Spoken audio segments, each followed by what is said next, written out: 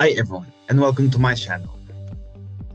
My name is Simon Machado, and I'm passionate about seeking problems and providing solutions in analytics engineering. So, if you want to pay attention, I would advise you to turn off any unnecessary notifications and stay with me.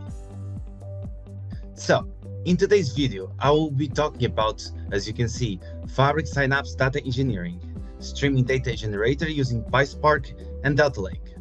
And what do I mean by that? Is that I'm going to use PySpark Synapse data engineering, and in that application, I will create, or in this case, deploy a streaming data generator using PySpark and Data Lake. So this is the main roadmap that I will be following. First, I will talk about the streaming data solution. I will be talking about the difference between streaming and batch processing, what is the common adopted infrastructure for a streaming solution, and so on. Second, some use cases. Third, tools and setup.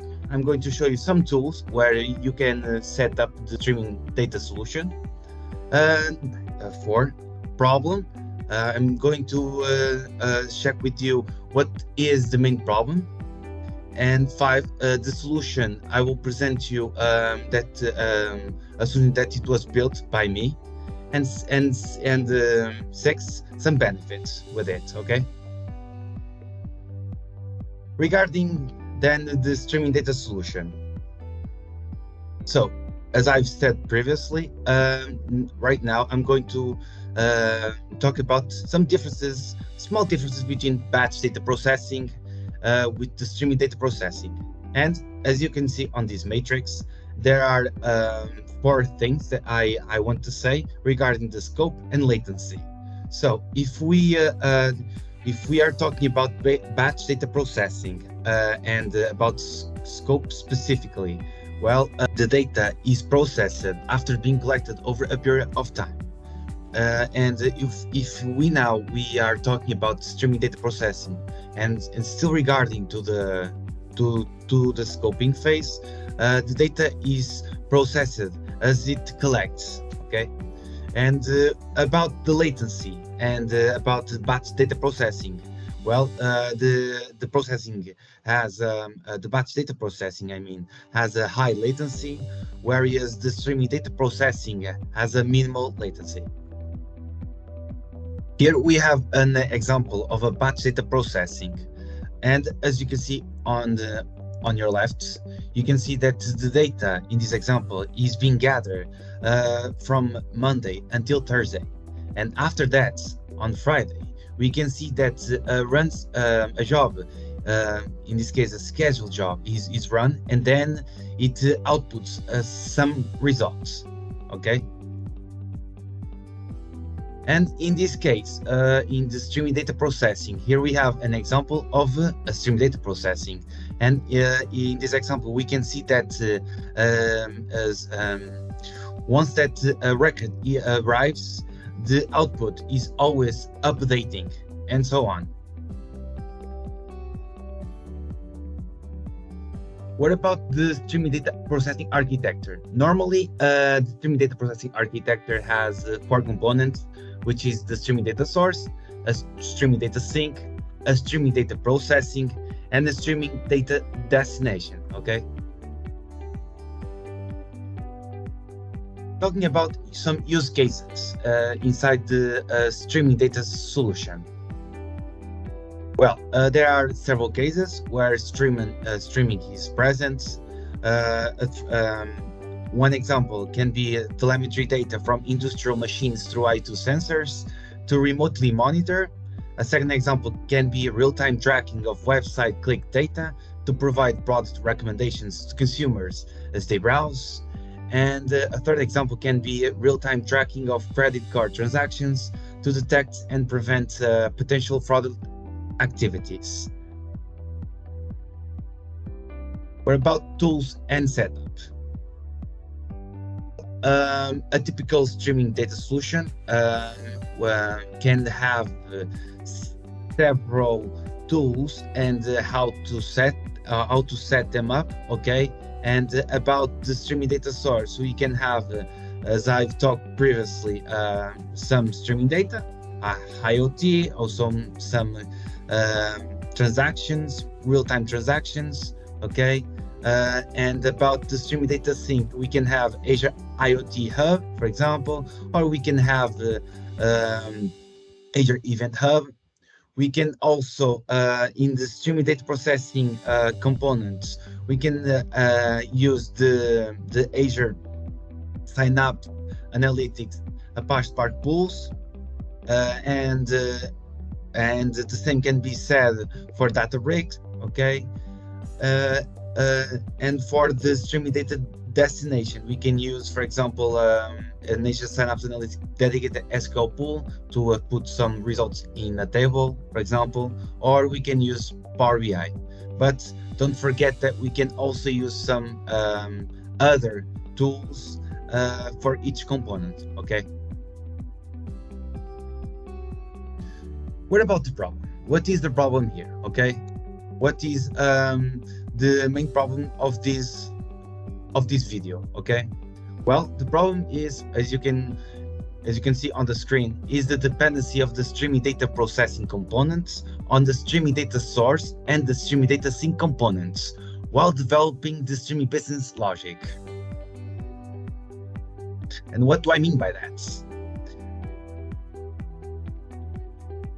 Normally, the streaming data solution, I mean, in a real-world scenario, where all the components of the streaming data solution are still being developed and deployed, it might happen that the streaming data source component and the streaming data sync component may not yet be available for the data analysts, engineers, or scientists at that time. And we as data analysts, scientists, or data engineers, we still need to proceed to the streaming data processing component to start developing the streaming business logic, regardless of the first two components. Okay, that's why I decided to develop a solution that could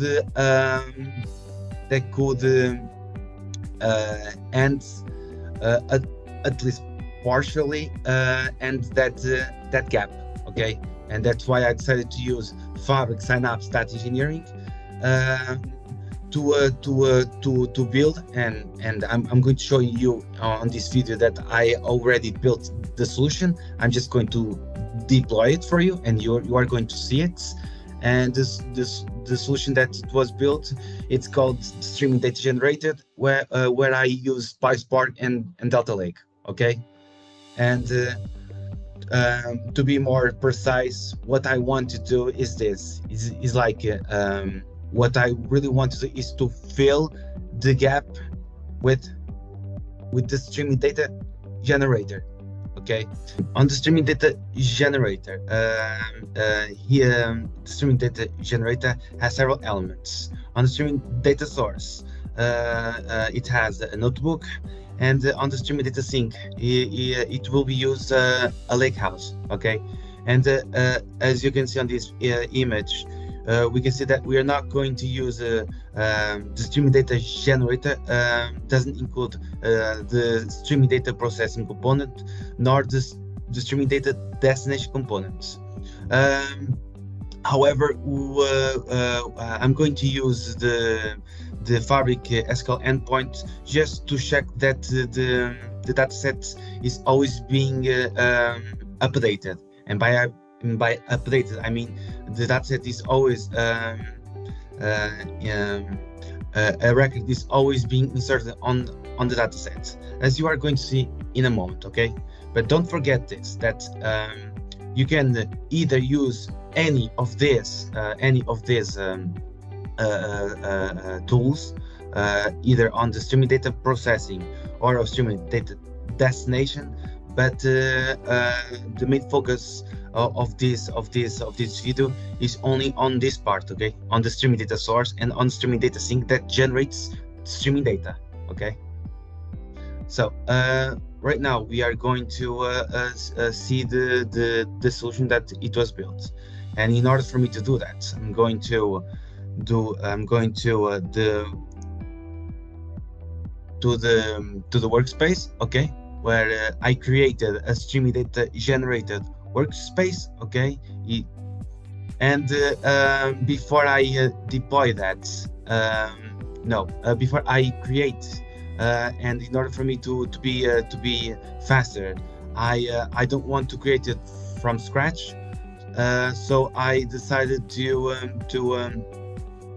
use the Azure DevOps and the Git capability to bring all of the work that it was built to this workspace. Okay, so for me to do that, I have to first to create the elements. Okay, my first element, it's going to be a notebook, as I've said previously. Notebook. Okay.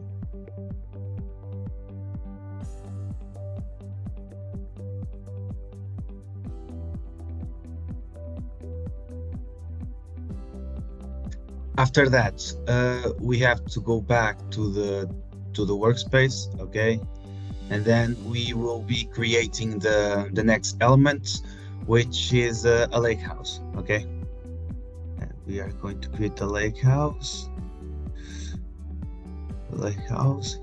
We have it. We are going to name the lake house as a streaming data sync, okay. Streaming data sync.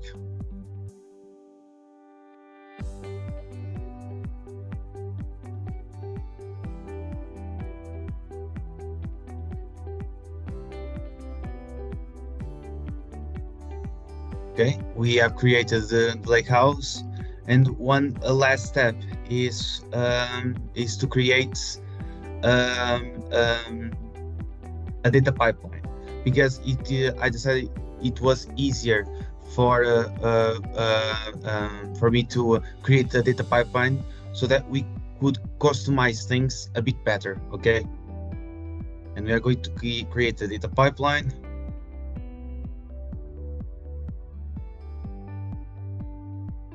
And on the name of the data pipeline, it will be the name of the solution, which is streaming data generator.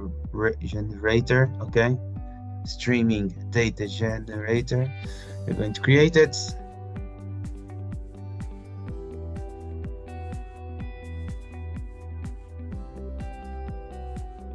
It's going to be created for us.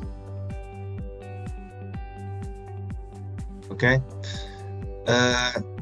and we have to go back again to the workspace, and once that we renamed the lake house as a streaming data sync and the data pipeline as a streaming data generator, we are going to rename also the notebook to streaming data source. Okay, and I'm going here on settings, and I'm going to write down streaming data source. Okay, streaming data source.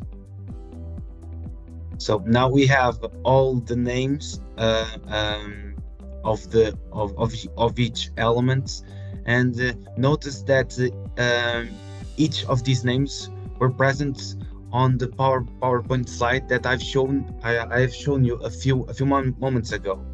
As you can see, I'm creating this notebook with the name streaming data source, this lake house with the name streaming data sync, and then I created a data pipeline where we will be putting some parameters, okay, according to our own needs. And I decided to create a data pipeline and rename it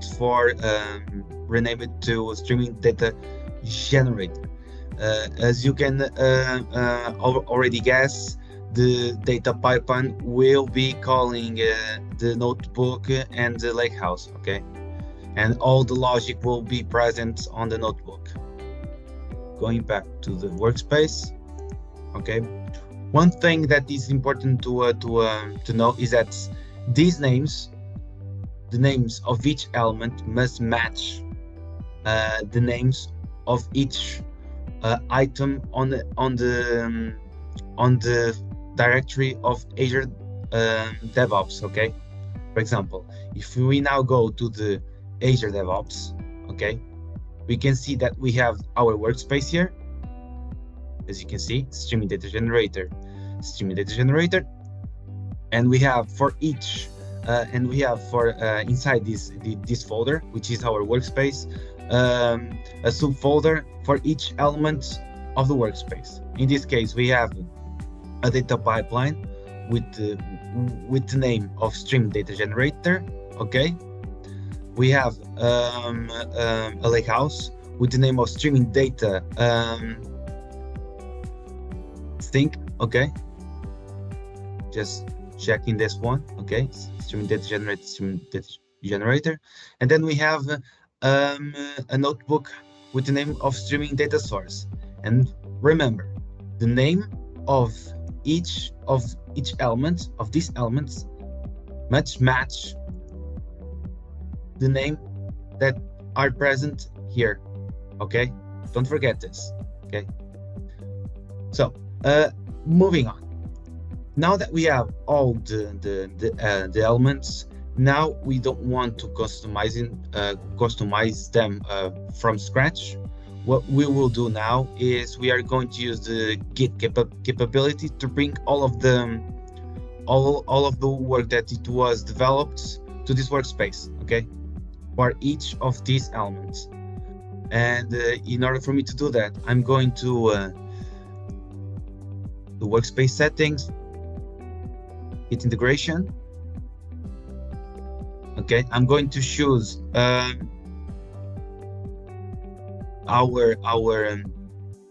my Azure DevOps organization. Okay, I'm going to choose my project, which is in this case streaming data generator. I'm going to click on the streaming data generator repository. The branch is the main one, and then I'm going to click on connect and sync. But before I do that, I have to I need to be sure that the IDs of each of these elements match the IDs of the elements that are present on Azure DevOps. Okay, they must match. And what do I mean by that is that besides having the same name, they must have the same ID. So if they don't have the same ID, the solution, I cannot bring all of the work that it was developed to that specific workspace. Okay, and we are going to check that. And if the ID is not does match, we have to bring the ID of each of these elements to this Azure DevOps folder. Okay, so we are going to do that now. I'm going to check if, for example, the ID of the streaming of the data pipeline, this is the same as the one that is on workspace 82. If it is not, then we have to copy paste the ID from the workspace item to here. Okay, we're going to check it now. 82.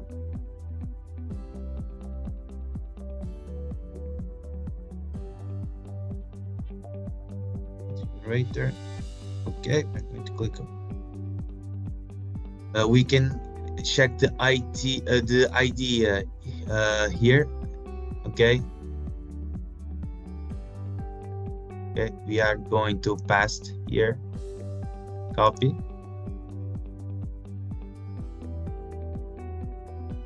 To here. First, I need to edit. Okay. Okay, we could see that it was not, it didn't match, so we must commit it. Okay. We are going to see the rest of the information. If it's all right, okay, everything seems fine. Okay. Here we have to do a little more work. Okay, we have to check inside of the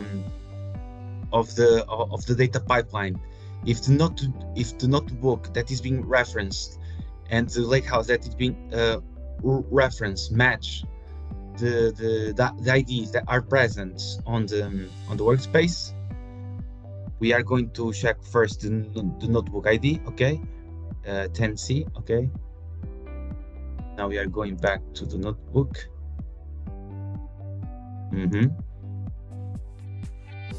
Okay, Synapse notebook.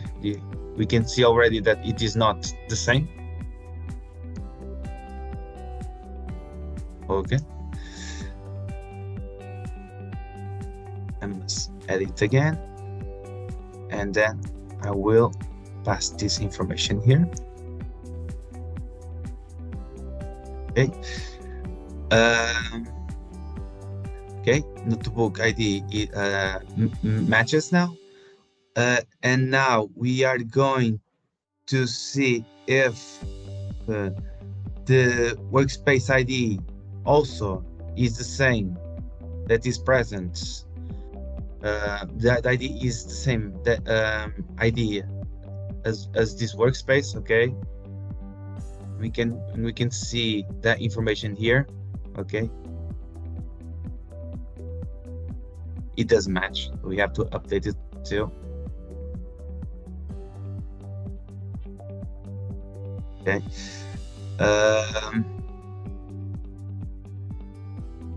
Let me just check if this information is correct now. Okay, the ID of the data pipeline is correct now. Inside the data pipeline, the ID of notebook ID is correct now. The same can be said for the workspace ID too. Okay, and now I just need to update it. Okay, I'm going to commit it.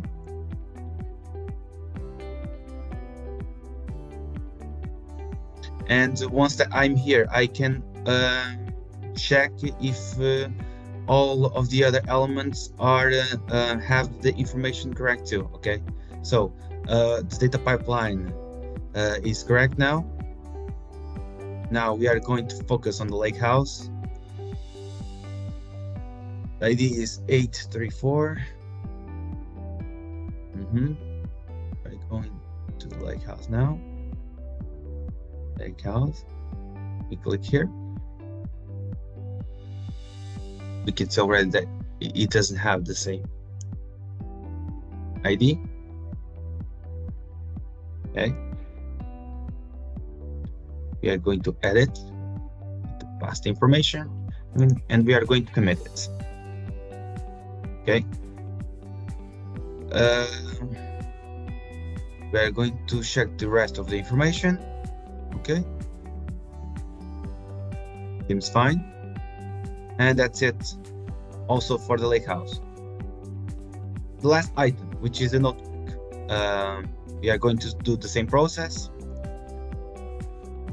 We are going to check if the ID is the same. We already did that on the data pipeline, so I'm going to use the same ID. Okay, remember that when we check the pipeline contents, we have the notebook ID. So this ID is notebook ID must match to the notebook, to this ID. Okay.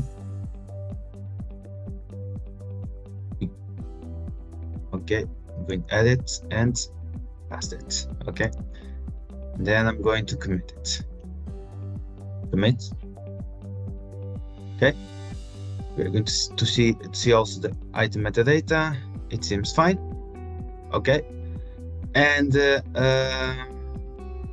I'm not going to show you this part because it is the solution that it was developed, okay, for obvious reasons. So I believe that now we have everything we need in order to bring our work to the workspace, okay? So we're going to the workspace again,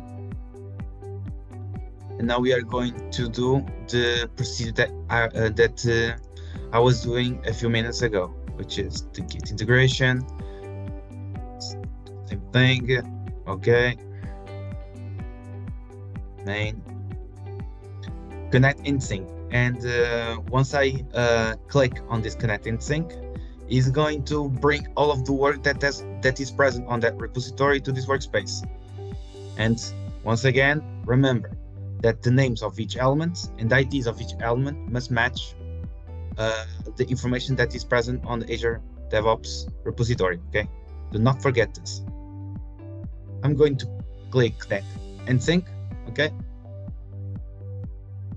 And okay, this pop-up will appear, and you have to click on this option to sync content from Git into this workspace, okay?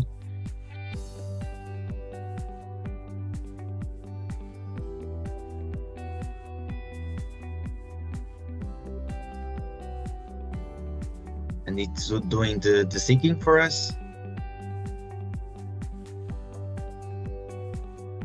And updating each element. Okay, and as we can see, our content was synced successfully. Now what we have to do is to check if the information is correct. Okay, and in order for us to do that, we are going to, for example, to the data pipeline to check if the parameters are already there. As we can see, we have already the activity present with the notebook associated with it, okay? And we have the dimension parameters, which means that everything was synced successfully, okay? But we are going back to the workspace, and we are going to do one more step that is needed, which is to add manually to add the Delta Lake House with the notebook, okay? We have to do that, and in order for us to do that, we have to click here, remove all lake houses, okay? We are going to remove the previous ones, okay? And then we are going to add the current lake house, existing lake house. I'm going to check this one, okay, and add it, and that's it, okay? And everything now is all synced successfully, okay? So going back to the workspace, okay? We have everything ready, okay? We can now disable this part of Git because that is no longer needed, okay? We are going to workspace settings, and we are going to Git integration, and we are going to disconnect, okay? Because this part of Git was only necessary to deploy the solution that it was developed, okay? So moving on now to the solution. To run the solution, we have to go to the streaming data generator, okay? And in this streaming data generator, which is a data pipeline, we have an activity, which is a notebook activity, and we have these parameters. And these parameters are very important because is with these parameters that every logic that will be run next will be according to these parameters, the values of these parameters. And the first parameter is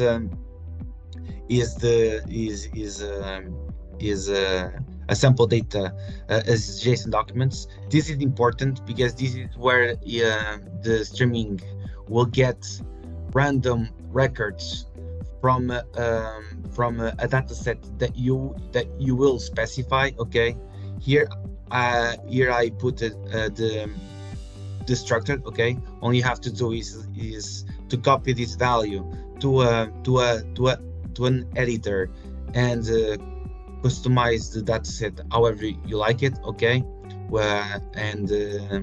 what do I mean by that is that you can add new columns, add new records, change values, and so on. Okay, here I have an example. Okay,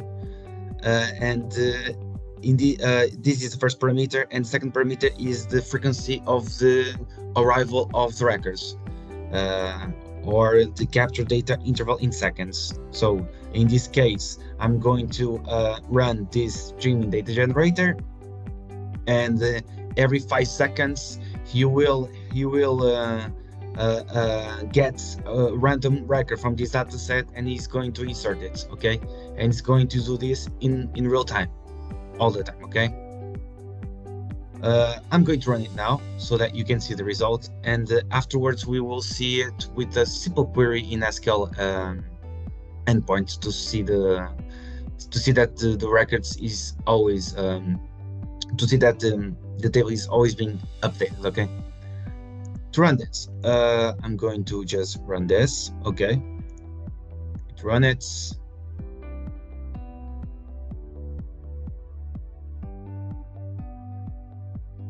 Okay, just for you to see the sample data. Okay, remember that you can customize this, and remember to put this in one line.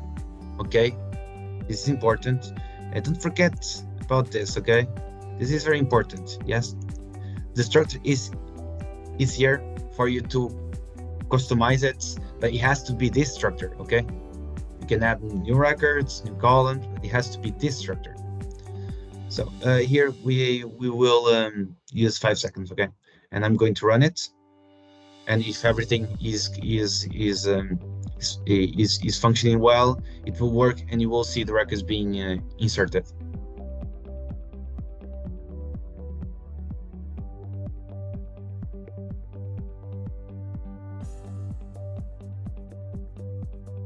Okay, so this will be running forever now, and unless we stop it, but we will leave it running, and after that I will check it in a few seconds that the records are being updated. Okay, or the table is being inserted. I'm just checking if everything goes well in here. Okay.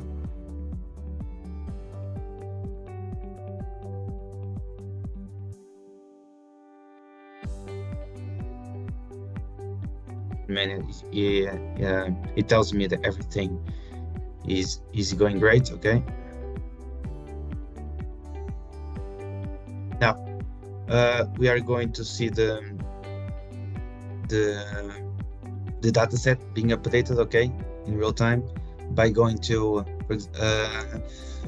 the SQL endpoint. Okay, maybe, yeah, to the SQL endpoint.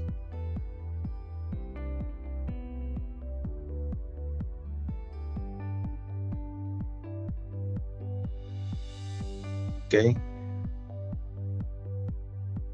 we can write a query, a simple query, like select top 1 from DBO streaming data. You can see the streaming data here. Okay, streaming data ordered by current timestamp. Okay, I know we're going to put the desk on it, And if we run this, okay, we can see that it ran at this time, okay, and you can see that it matches more or less. Okay, if we keep running and running, record is always being updated. Okay, check, for example, the seconds, 38. If we run again, it changed, okay, and so on. Okay, this was just for you to see that the solution it's working, okay, and this part is related with this part, okay, that I said that I was going to use to check the results of the lake house. But remember, in a real world scenario where streaming is actually functioning, what happens is that before querying, some process must be done, and this is out of scope for this video. But remember that this processing part is important to build the business logic. Okay, don't forget this. Okay, another way to see that is by looking at the lake house. Okay, you can go, for example, here. Okay, we are going here, lake house. It's another way to see the results.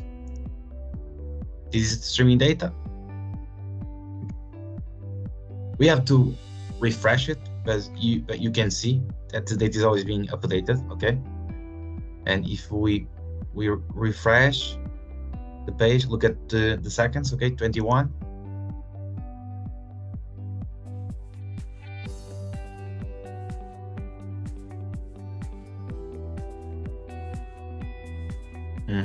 Okay, not this one. It changed. Okay, and this table is the sample data that you pass on the parameter value. Okay. Okay, and you can see that the notebook is always running by going to this monitoring hub. Okay, and if you want to stop, you can just cancel it. But I would advise you to go to the lake house, for example, to go to this lake house again and just delete these tables. Okay, just delete them all, and that will do the job. Okay, that will make that that will fill the notebook that is being run. Okay, and if you go check again to the monitoring hub, you can see that the notebook the pipeline, the data pipeline will fail. Okay, that's it. That is the solution that it was built. It has all of these elements. Remember that you can customize this and however you like it, depending on your needs. That's the purpose of this solution. Okay, and if I now go back to the PowerPoints, okay, we can see that we have some benefits with this solution. Okay, and the benefits is the R2 actually is the freedom of developing the streaming business logic due to the non-dependency of the streaming data processing components on the streaming data source and the streaming data sync components, as you already saw. Okay, and on second thought, you can view the solution as a playground. Okay, where you can experiment and so on. Okay, that's it. We arrive at the end of the destination, and if you want to have access to this solution, well, there This is my websites. Here is my Instagram account. Here is my LinkedIn account, and if you wanted to, you can check my GitHub account. Okay. I hope you enjoyed this video, and I'll see you next time.